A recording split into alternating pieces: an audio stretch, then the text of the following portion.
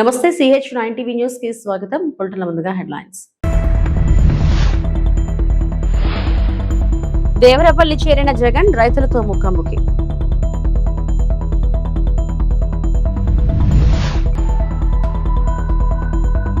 విశాఖలో PV Sindhu academy భూమి పూజలో పాల్గొన్న మంత్రి నారా లోకేష్.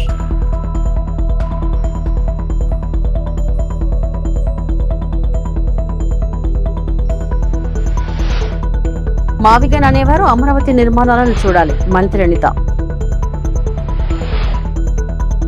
మద్దతుదారు లేక ఇబ్బందులు ఎదుర్కొంటున్న పొగాకు రైతులకు అండగా నిలిచేందుకు వైఎస్ఆర్ కాంగ్రెస్ పార్టీ అధ్యక్షుడు వైఎస్ జగన్మోహన్ రెడ్డి తూర్పుగోదావరి జిల్లా దేవరపల్లి పర్యటన చేపట్టారు. ఈ సందర్భంగా రైతులతో ముఖాముఖి మాట్లాడిన అనంతరం ఆయన మీడియాతో మాట్లాడారు.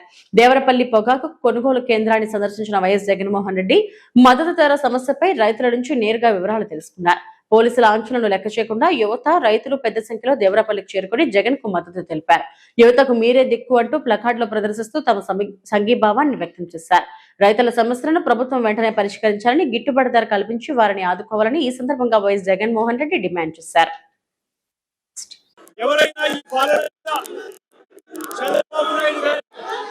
అన్యాయమైపోయిన పరిస్థితులను ఎవరైనా ప్రశ్నిస్తే పొద్దున లేచినప్పటి నుంచి అక్రమ కేసులు, అక్రమ అరెస్టులు ఇవి మాత్రమే చంద్రబాబు నాయుడు గారి పరిపాలనలో మనకు కనిపిస్తాయి. ఈరోజు ఈ వెన్నుపోటు పార్టీ వల్ల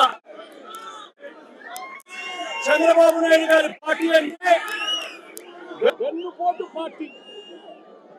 ఈ వెన్నుపోటు పార్టీ వల్ల రాష్ట్రానికి, ప్రజలకు బాధ తప్ప ఇక ఏదైనా కానీ మిగిలిందా అని అడుగుతున్నారు.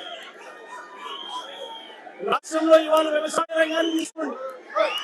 67% జనాభా వ్యవసాయం మీద ఆధారపడి ఉన్న నేపథ్యంలో 26 నెలల కనీసం ఏ పంట కూడా గిట్టుబాటు ధర వచ్చాయని అడుగుతా ఉన్నాను. ఈ 27 నెలలుగా 26 నెలలుగా ప్రపంచ స్థాయి క్రీడాకారులను ప్రముఖ బ్యాడ్మింటన్ క్రీడాకారిణి PV సింధు అకాడమీ తయారు చేస్తుందని ఆంధ్రప్రదేశ్ విద్యా, IT శాఖల మంత్రి నారా లోకేష్ వ్యాఖ్యానించారు. యువత ముఖంలోనే దేశ భవిష్యత్తు దాగి ఉందని పేర్కొన్నారు. PV సింధు అకాడమీ ద్వారా క్రీడాకారులు వారిలోని ప్రతిభను మరింత మెరుగుపరుచుకోవచ్చని సూచించారు. ఎలాంటి సదుపాయాలు లేని రోజుల్లోనే పట్టుదల, క్రమశిక్షణతో సింధు ఒలింపిక్స్ పథక విజేతగా, ప్రపంచ ఛాంపియన్ గా ఎదగారని ఉద్ఘాటించారు. విశాఖపట్నం 6వ ప్రాంతంలోని తోటగరులో తలపెట్టిన PV Sindhu centre for sports excellence నిర్మాణ పనులకు మంత్రి నారా లోకేష్ ఈ రోజు భూమి పూజ చేశారు. ఈ సందర్భంగా మంత్రి ప్రసంగించారు. One day a young child will walk through the gates of this great academy carrying nothing more than hope. Years later, that same child will walk into an Olympic stadium carrying the Tiranga. The world will celebrate the medal. India will celebrate the victory. But we will all together remember where that journey began. It began here with a dream, with a family that believed, with coaches who guided, and a government that created opportunity, and with one academy that refused to think small. I congratulate Sindhu, Datta, Ramna Garu, Vijay Garu, every coach, the wonderful architects, of course the contractors, to the The rowdy batch is quite clear. అయ్యా ఇక్కడ మీరు చప్పట్లు కొట్టి వెళ్ళిపోతాం కాదు, 18 నెలల్లో మీరు కట్టి పూర్తి చేయాలి. ఛాలెంజ్ యాక్సెప్ట్ చేస్తున్నారు కదా. May 2028 గౌరవ ముఖ్యమంత్రి శ్రీ నారా చంద్రబాబు నాయుడు గారికి ఇక్కడ వచ్చి రిబ్బన్ కటింగ్ చేస్తారు. అంటే మీకు కటింగ్ ఉంటుంది చూసుకోండి. On behalf of Government of Andhra Pradesh, I assure you that we'll continue to stand by you with every initiative that you take. Let us train better, compete harder, and make India proud. Because today, we have not just laid foundation to a sports academy, we have laid the foundation for the next generation of Indian champions. The greatest legacy of a champion is not a medal around their neck. It is the dream that they ignite in the heart of every child. And I'd like to congratulate everyone here, and especially Sindhu, for igniting the hearts of every child you will continue to have our support. You will continue to have, in every way possible, our backing. And I'd like to thank you once again for choosing Visakhapatnam, because Visakhapatnam is the economic capital of Andhra Pradesh. And in front of our eyes, we'll see in the next decade and a half, how Visakhapatnam will lead India in terms of growth. And I'm sure your academy will enable Visakhapatnam to lead even in the sporting ecosystem in the great state of Andhra Pradesh. So thank you very much. Thank you for giving me this wonderful opportunity, and Jai Hind. రాజధాని అమరావతిని చూస్తే ఆంధ్రప్రదేశ్ భవిష్యత్తు కనిపిస్తుందని హోంమంత్రి వంగలపూడి అనిత అన్నారు. అమరావతిలో నిర్మాణాలను మంత్రులు నారాయణ, కొండపల్లి శ్రీనివాస్, అనిత పరిశీలించారు. అనంతరం మంత్రి అనిత మాట్లాడుతూ మావిగారని మాట్లాడుతున్న వ్యక్తి ఇక్కడకు వచ్చి నిర్మాణాలను చూడాలని సూచించారు. ఐకానిక్ భవనాల నిర్మాణాలను చూస్తే అభివృద్ధి అంటే ఏంటో తెలుస్తుందన్నారు. చెప్పాలంటే ఆంధ్రప్రదేశ్ భవిష్యత్ అనేది ఇక్కడ మనకి చాలా క్లియర్గా కనిపిస్తూ ఉంది. అమరావతిని ఏ రూపుకి తీసుకొచ్చామని చూపించడానికి ఈ రోజు ఇక్కడ మేమందరం కూడా చూడటానికి మేమందరం ఈ రోజు ఇక్కడ రావడం జరిగింది. ఇక్కడికి వచ్చినంత వరకు కూడా ఇంత ఎస్టాబ్లిష్మెంట్లు జరుగుతున్నాయని సంగతి తెలుసు, కానీ మేము కూడా చూడాలని గౌరవ మంత్రి గారు నారాయణ గారు మమ్మల్ని ఇక్కడ తీసుకురావడమే కాదు, 10 మందికి మనం తెలియజెప్పాలి ఇక్కడ మనం జరుగుతున్న పరిణామాలు కానీ జరుగుతున్న అభివృద్ధి కానీ. ఎందుకంటే ఇక్కడ జరగబోయే కార్యక్రమాలు కూడా చూస్తుంటే ఒక ఐకానిక్ బిల్డింగ్స్ కానీ, ఒక అసెంబ్లీ బిల్డింగ్ కానీ, ఈరోజు ఇక్కడ మనం ఉన్నాం ఎమ్మెల్యే క్వార్టర్స్ కానీ, ఒక మినిస్టర్స్ క్వార్టర్స్ కానీ, ఎమ్మెల్సీ క్వార్టర్స్ కానీ, ఐఏఎస్ ఆఫీసర్ బిల్డింగ్లు కానీ, ఐపీఎస్ ఆఫీసర్ బిల్డింగ్లు కానీ, అదేవిధంగా అన్నీ కూడా ఒకే దగ్గర ఉండేటట్టుగా ఒక ఆఫీసు సెటప్లు కానీ ఇవన్నీ కూడా చూస్తూ ఉంటే ఇది కదా ఆంధ్రప్రదేశ్ భవిష్యత్ అంటే, ఇది కదా ఎన్డీఏ కూటమి గవర్నమెంట్ మీద ప్రజలకున్న విశ్వాసాన్ని మేము అందరం కూడా నిలబెట్టుకుంటున్నామంటే. అంటే ఇలాంటి ఎస్టాబ్లిష్మెంట్ అన్నీ ఉన్న చోట తిరిగి అతను బుద్ధి లేకుండా మావిగారని పేరు చెప్పి మళ్ళీ ఇంకొక కన్ఫ్యూషన్కి తెరలేపటం. అసలు ఆ మావిగారని పదాలు ఉపయోగిస్తున్న చాలామందిని వాళ్ళు మీరు వస్తే చూపించడానికి మేము కూడా రెడీగా ఉన్నాం, ఇక్కడ ఏం జరుగుతుందో చూపించడానికి. ఇగో ఇప్పుడు గౌరవ మంత్రి గారు చెప్తున్నారు, ఈ డిసెంబర్ కల్లా సుమారుగా 4000 మందికి మేము హ్యాండ్ ఓవర్ చేస్తాం. ఈ మంత్ ఎండింగ్ కల్లా ఎమ్మెల్యే క్వార్టర్స్, మినిస్టర్స్ క్వార్టర్స్ కూడా ఈ మంత్ ఎండింగ్ కల్లా మేము హ్యాండ్ ఓవర్ చేస్తామని చెప్పటం. ఇందాక నేను ఒక ఇంజనీర్ని చూశాను, ఐకానిక్ బిల్డింగ్ దగ్గర ఇంజనీర్ని చూశాను. ఆయన అన్నాడు, అమ్మ ఇప్పుడు ఈ పిల్లర్స్ అన్ని ఎప్పుడు వేసారని అంటే 2014-19 పీరియడ్లో వేసామమ్మ. తర్వాత 5 సంవత్సరాలు మేము మా పనులు చేసుకొని మమ్మల్ని పంపించేశారు. తర్వాత తిరిగి మళ్ళీ ఇక్కడికి ఆ అనుబంధంతో ఇక్కడికి వచ్చి పనిచేస్తున్నాను. అంటే ఒక ఎమోషన్ కనెక్ట్ అయ్యి ఇక్కడ మన రాజధాని మనం నిర్మించుకుంటున్నామన్న ఒక భావనలో ఇక్కడ పనిచేస్తున్న ప్రతి ఒక్క ఎంప్లాయీ దగ్గర నుంచి ఆఖరికి ఇటుకు మోసే వాళ్ళు కూడా ఒక ఎమోషన్తో ఇక్కడ కనెక్ట్ అయి ఉన్నారు. అందరూ కూడా ఈరోజు రాష్ట్ర ప్రజలు అందరూ కూడా యాక్సెప్ట్ చేసిన అమరావతిది. ఇటువంటి అమరావతిలో జరుగుతున్న ఎన్నో కార్యక్రమాలని చూడాల్సిన బాధ్యత కూడా ఉంది. నేను మావిగాన్ అని మాట్లాడుతున్న ఆ పెద్ద మనుషులు అనే కన్నా అండ్ వాళ్ళకి కూడా కనీసం ఇంగితం లేని వ్యక్తులకి కూడా చెప్తున్నా, ఈరోజు వాళ్ళు ఒక్కసారి వచ్చి చూడండి ఇక్కడ ఏం జరుగుతుందో. ఎప్పుడు చూడు ఇందులోని ఏది ఎతుకుదామా అన్నది చూసే మనుషులే తప్పించి ఇక్కడికి వచ్చి పాజిటివ్గా చూస్తే ఇక్కడ ఇంత అమరావతి ఇంత ఎస్టాబ్లిష్మెంట్ కనిపిస్తుందా అన్న సంగతి కూడా తెలుస్తుంది. ఈరోజు ఏం మంచి పని చేసినా అందులోని ఏ లోపాలున్నా ఎతికే పరిస్థితుల్లో వాళ్ళు ఉన్నారు తప్పించి ఈరోజు చాలా క్లియర్గా ప్రజలకి మేము పనిచేయాలని చిత్తశుద్ధితో పనిచేస్తున్నాం. ఈరోజు గౌరవ మంత్రి గారికి కూడా నేను ప్రత్యేకంగా ధన్యవాదాలు తెలియజేయాలి. ఎందుకంటే ఇది ఒక చరిత్ర. ఈ చరిత్రలో మేమందరం కూడా పాలు పంచుకోవటం, ఈరోజు రాబోయే భావితరాల వరకు ఒక భవిష్యత్తు చూపించిన విధంగా ఈరోజు పనిచేస్తున్నందుకు గౌరవ ముఖ్యమంత్రి నారా చంద్రబాబు నాయుడు గారికి, ముఖ్యంగా రాత్రింబవళ్ళు కష్టపడి పనిచేస్తున్న మా మంత్రి గారు నారాయణ గారికి కూడా ప్రత్యేకంగా నేను ధన్యవాదాలు తెలియజేసుకొని ప్రతి ఒక్కరిని కూడా ఇక్కడికి ఆహ్వానిస్తున్నాం. వచ్చి రండి, చూడండి మన అమరావతి, మన రాజధాని ఎలా నిర్మాణం అవుతుందో. Thank you so much. Polavaram ఎడమ కాలువ పుష్కర ఎత్తిపోతల పథకం పైప్ లైన్ పనుల పురోగతిపై రాష్ట్ర జలవనరుల శాఖ మంత్రి డాక్టర్ నిమ్మల రామానాయుడు విజయవాడ క్యాంప్ కార్యాలయంలో సమీక్ష నిర్వహించారు. విజయవాడ క్యాంప్ కార్యాలయంలో నిర్వహించిన ఈ సమీక్షా సమావేశంలో పోలవరం ఎడమ కాలువ పుష్కర ఎత్తిపోతల పథకం పైప్ లైన్ పనుల పురోగతిపై మంత్రి డాక్టర్ నిమ్మల రామానాయుడు అధికారులతో చర్చించారు. ఈ సమావేశంలో జలవనరుల శాఖ ప్రత్యేక ప్రధాన కార్యదర్శి శశిభూషణ్, ప్రభుత్వ సలహాదారు వెంకటేశ్వరరావు, ఈఎన్సీ నరసింహమూర్తి, ఎస్సీ యేసుబాబు, సంబంధిత నిర్మాణ సంస్థల ప్రతినిధులు పాల్గొన్నారు. పనులను వేగవంతంగా నాణ్యతా ప్రమాణాలతో పూర్తి చేసి నిర్ణీత గడువులో ప్రజలకు అందుబాటులోకి తీసుకురావాలని మంత్రి అధికారులకు సూచించారు.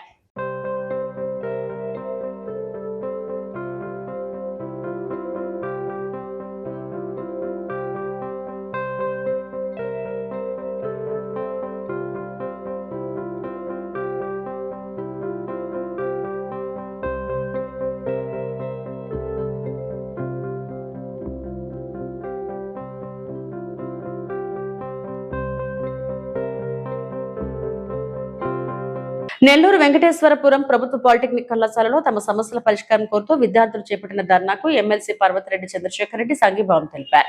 ఈ సందర్భంగా విద్యార్థుల వద్దకు వెళ్లి నేరుగా మాట్లాడి వారి సమస్యలను అడిగి తెలుసుకున్నారు. కళాశాల విద్యార్థుల సమస్యలను వెంటనే పరిష్కరించాలని ప్రభుత్వాన్ని డిమాండ్ చేశారు. వైఎస్ఆర్సీపీ విద్యార్థి విభాగం నగర నియోజకవర్గ అధ్యక్షుడు తౌఫిక్ విద్యార్థుల సమస్యలపై పోరాడుతున్నారని అన్నారు. ఈ కార్యక్రమంలో 11, 52, 53, 54 డివిజన్ ఇన్ఛార్జీలు మహేష్ యాదవ్, మహబూబా బాష్, వెంకల్రెడ్డి, మస్తాన్, వైఎస్ఆర్సీపీ రాష్ట్ర జాయింట్ సెక్రటరీ బాలకృష్ణారెడ్డి, వైఎస్ఆర్సీపీ విద్యార్థి విభాగం జిల్లా అధ్యక్షుడు ఆశ్రిత్ రెడ్డి, విద్యార్థి విభాగం నగర అధ్యక్షుడు చంద్రారెడ్డి, పార్టీ నాయకులు, కార్యకర్తలు పాల్గొన్నారు. అన్నదానికి ఒక మచ్చ తునకగా నేను ఈ రోజు మీ ముందుకు రావడం కూడా జరిగింది. నెల్లూరు నగర నియోజకవర్గంలోనే అనేక ఇన్స్టిట్యూషన్స్ ఈరోజు ఇదే పరిస్థితి ఉంది. నారాయణ గారికి కానీ మంత్రి నారా లోకేష్ గారికి కానీ నేను ఒకటే చెప్తా ఉన్నా, మీరు ఈరోజు ఒక్క విఆర్ హై స్కూల్నో లేకపోతే ఇంకొక దానికో నా దగ్గర డబ్బులు ఉన్నాయి, లేకుంటే నేను కొన్ని వేల కోట్లు వేరే వాళ్ళకి పన్నులకు ఇచ్చినాను, వారందరికీ కూడా కాంట్రాక్ట్ వర్క్స్ ఇచ్చినాను కాబట్టి సిఎస్ఆర్ ఫండ్స్ కింద ఇచ్చినారని చెప్పి 1 or 2 ఇన్స్టిట్యూషన్స్ని పబ్లిసిటీ కోసం మీరు వాడుకుంటున్నారే తప్ప మీకు గనక చిత్తశుద్ధి ఉంటే ఎన్ని ఇన్స్టిట్యూషన్స్ ఉన్నాయో ఈ ఆంధ్ర రాష్ట్రంలో కానీ, ఈ జిల్లాలో కానీ, నెల్లూరు నగర నియోజకవర్గంలో కానీ ఎన్ని ఇన్స్టిట్యూషన్స్లో ఎంతమంది పిల్లల కన్నీటి బాధలు ఉన్నాయో మీకు అర్థమవుతా ఉందని నేను అడుగుతా ఉన్నాను నారాయణ గారిని కానీ, మంత్రి లోకేష్ గారిని కానీ.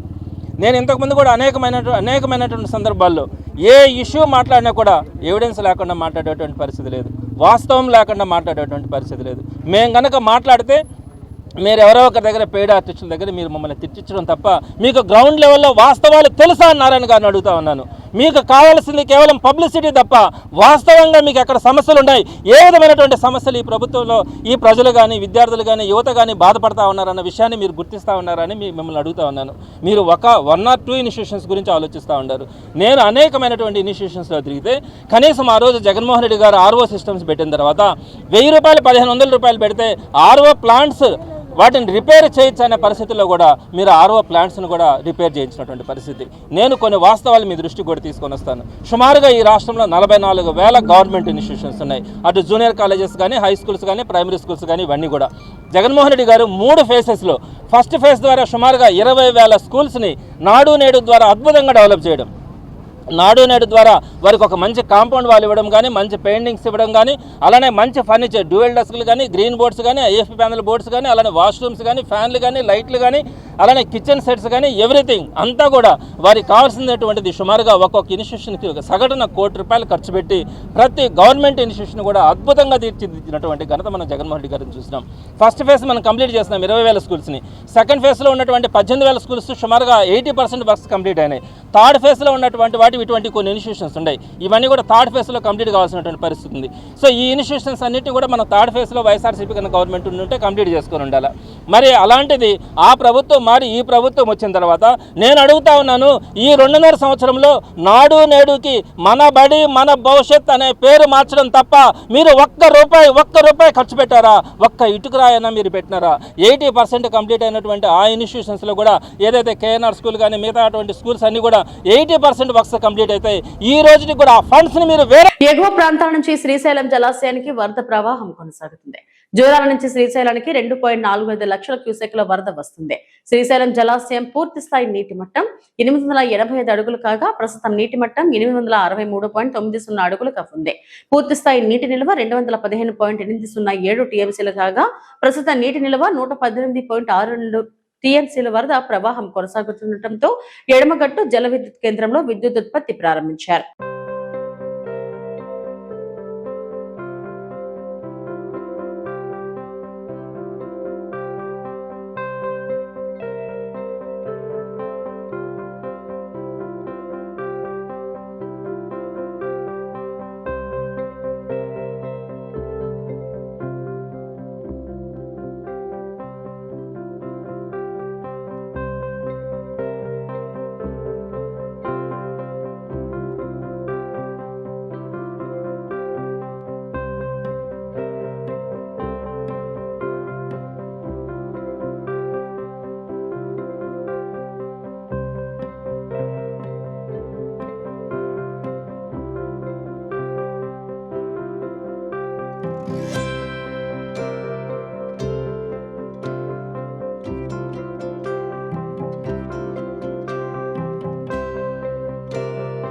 సమ్మక్క సాగర్ ప్రాజెక్టుకు కేటాయించిన 47 టీఎంసీల నీటి అంశంపై మాజీ మంత్రి ఎమ్మెల్యే హరీష్ రావు తెలంగాణ ప్రభుత్వాన్ని ప్రశ్నించారు.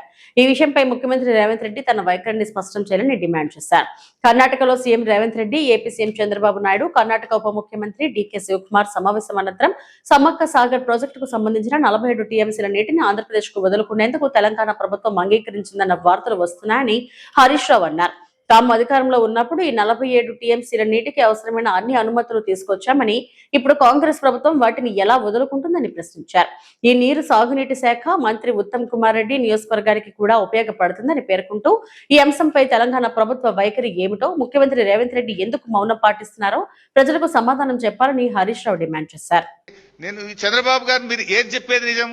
టీవీల ముందు వచ్చి నేను తెలంగాణ ప్రాజెక్టులు అడ్డుకోలేదు, గోదావరి ప్రాజెక్టులకు నేను వ్యతిరేకం కాదని చెప్పిన మాట నిజమా?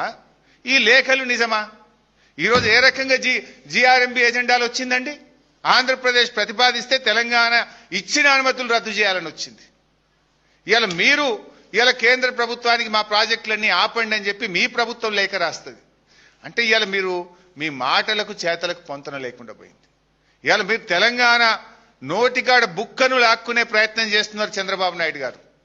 ఇది తెలంగాణ హక్కులను కాలరాయడం. కేంద్రం మీ చేతుల్లో ఉందని కేంద్రాన్ని అడ్డం పెట్టుకొని ఇవాళ తెలంగాణ నోటి బుక్కను లాక్కుంటే ప్రయత్నం చేస్తున్నారు. ఊరుకో తెలంగాణ. ఇది పోరాటాలతో తెచ్చుకున్నాం. నీళ్ల కోసం ఆనాడు కేసీఆర్ గారి నాయకత్వంలో, జయశంకర్ గారి నేతృత్వంలో ఆ రోజు ఎంతో పోరాటం చేసి మేము తెలంగాణ తెచ్చుకున్నాం. నీళ్లలో అన్యాయం జరిగితే తెలంగాణ ఊరుకోదు. ఇంత జరుగుతుంది.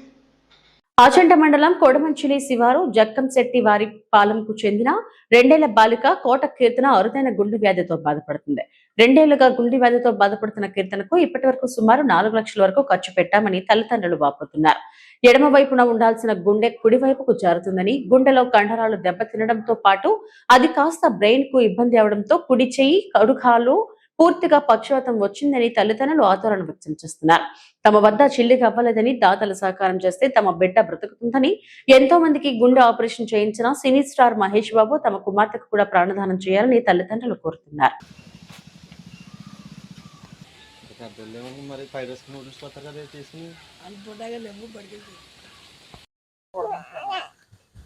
కోట జ్యోతి అండి, మరి పశ్చిమవరం జిల్లా అండి, మరి ఆచంట మండలం.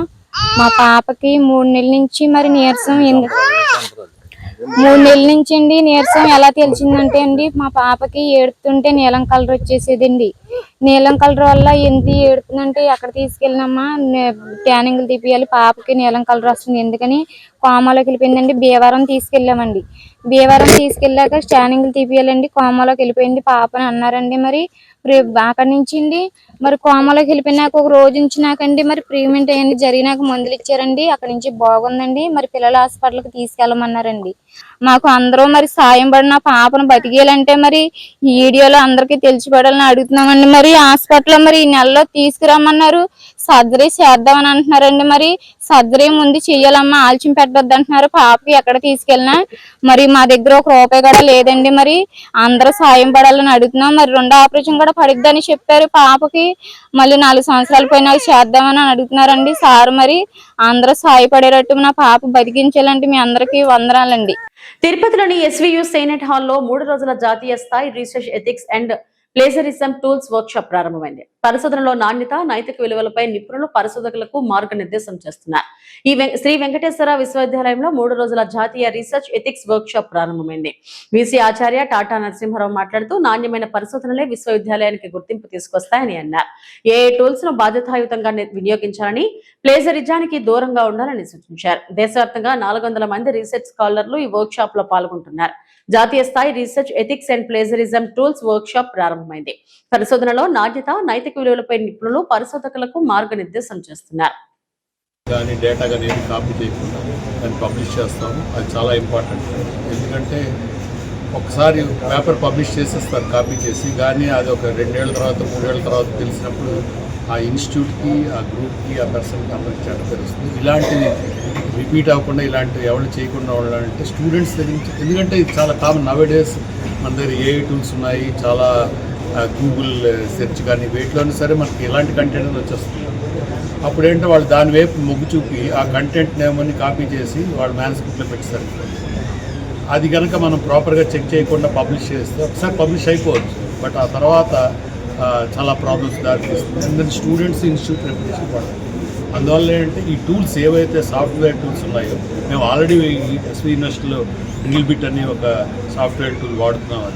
అదేంటి చేస్తుందంటే ఆ మ్యాన్స్క్రిప్ట్ దాంట్లో అప్లోడ్ చేసింది, మొత్తం అంతా చెక్ చేసి ఇలాంటి మ్యాన్స్క్రిప్ట్ ఎక్కడి నుంచి అని కంటెంట్ తీసుకున్నారా, ఏదైనా కాపీ చేస్తారా, ఇదంతా ఈవెన్ డేటాని కూడా అనలైజ్ చేస్తుంది. But depth of analysis keeps changing with tool to tool.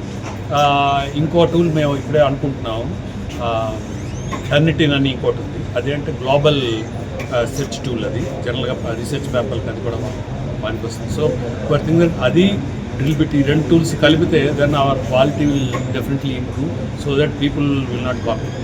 So ఇదంతా రీసెర్చ్ ఎథిక్స్, మన తాలూకా reputation which is directly link to NAAC ranking కానీ ఎన్ఐఆర్ఎఫ్ ర్యాంక్ కానీ వీటికి లింక్ అయి ఉంటుందండి.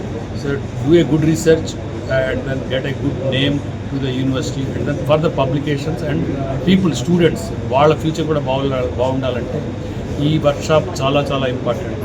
So I wish the organisers a great success. And then చాలామంది వచ్చారు, ఈయన చెప్తారు ఎంతమంది స్పీకర్లు వచ్చారు ఈ టాపిక్ మాట్లాడడానికి. And then we have around 300 people are there as participants. And then thank you very much for your attention. And then public తీసుకెళ్తే ఈ అవేర్నెస్ వాళ్ళకు కూడా అవసరం ఉంది. అది ఈవెన్ స్కూల్లో ఉన్న స్టూడెంట్స్ ఎవరి now days it became very common అది. సో అది అందరి స్కూల్ లెవెల్ నుంచే కూడా వాళ్ళకి అది చదువుకోండి, మీరు ఏ టూల్స్ చార్జబుల్ చదువుకోండి, దాన్ని మీరు అర్థం చేసుకుని మీ స్వంత లాంగ్వేజ్లో మీ ఐడియాస్ రాయండి. అంతేగాని just cut and paste is very very dangerous. అది చిన్నపిల్లలు స్కూల్ పిల్లల నుంచి కూడా తెలియాలి. ఇదండి మా message. Thank you so much. UGC office है उधर sir they are very good in conducting research. Shodhganga INFLIBNET में PhD अपलोड करने के लिए and you are second highest from the state and the quality they are using this software, plagiarism detection software, also for checking the thesis content for quality. So research quality will be improved in SV University, as well as their very active participation in national programs like Shodh Ganga, Shodh Shuddhi, Shodh Gangotri, Shodh Chakra and ONOS, One Nation, One Subscription, which provides by Influence Center. They are all very good users here. And because of this reason, we had an international conference last time here. In continuation to this, 3 days, this workshop for research ethics is being organized. And all this, you can expect that this university will vibrantly conduct quality research. Science వారు 3 days workshop, ముఖ్యంగా ఈ workshop research స్కాలర్స్కి వాళ్ళు PhD submit చేయాలంటే 2 papers అనేది మస్ట్గా ఉండాలి. వాళ్ళకి paper అనేది ఏ విధంగా రాయాలి, ఒక పేపర్ పబ్లిష్ చేయాలంటే దానికి ప్లాగరిజం అనేది. ఇవి ఇప్పటివరకు నా బులెటిన్ అప్డేట్స్. నమస్తే.